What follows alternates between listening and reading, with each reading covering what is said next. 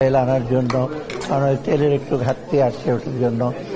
আর আমরা বেশিরভাগ প্রজেক্টগুলো হলো পানি সম্পদ মন্ত্রণালয়, আমাদের নদীগুলো, তারপরে এফসিডিএফ প্রজেক্টগুলো, নদীর পাড়গুলো ভেঙে গেছে, ওখানে প্রায় 6টা প্রজেক্ট আমরা অ্যাপ্রুভ করলাম। কারণ অতি দ্রুতগুলো দিয়ে আমরা সংরক্ষণ না করি তবে কিন্তু আলটিমেটলি দেখা যাবে যে আমাদের যে বর্ষা মৌসুমগুলো আস্তে আস্তে ভাঙতে থাকবে। এটা একটা ইম্পর্টেন্ট, 6টা প্রজেক্ট।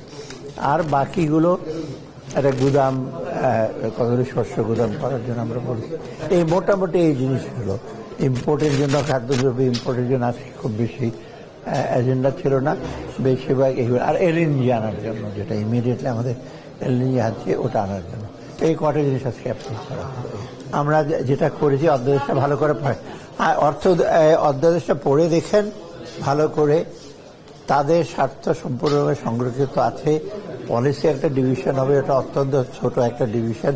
অতএব এনবিআর এর আপনার করার চিন্তা করার, দুশ্চিন্তা করার কোনো কারণ নেই। এনবিআরটা যেভাবে আছে, কত টার্মস অফ রেফারেন্স হিসেবে এটা ইন্টারন্যাশনাল প্র্যাকটিস। পলিসি ডিভিশন আর ইমপ্লিমেন্টেশন ডিভিশন এক থাকে না, সব দেশেই আলাদা থাকে।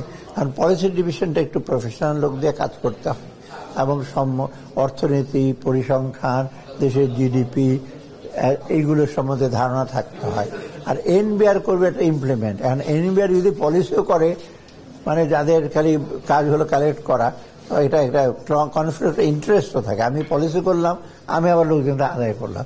অতএব আমরা পড়ে দেখেন অধ্যাদেশটা আস্তে আস্তে বেড়েছে গেজেটে, অত্যন্ত মানে আমি বলে অত্যন্ত চিন্তিতভাবে চিন্তা করে করা হয়েছে। ওদের সাথে যে আলাপ করি না তা না, কারণ আলাপ যদি মনে করেন এনবিআর হাজার হাজার কর্মচারী সদস্যরা আলাপ করে তা না, যারা মেম্বার সদস্য ডেফিনেটলি তাদের সাথে আলাপ করছে।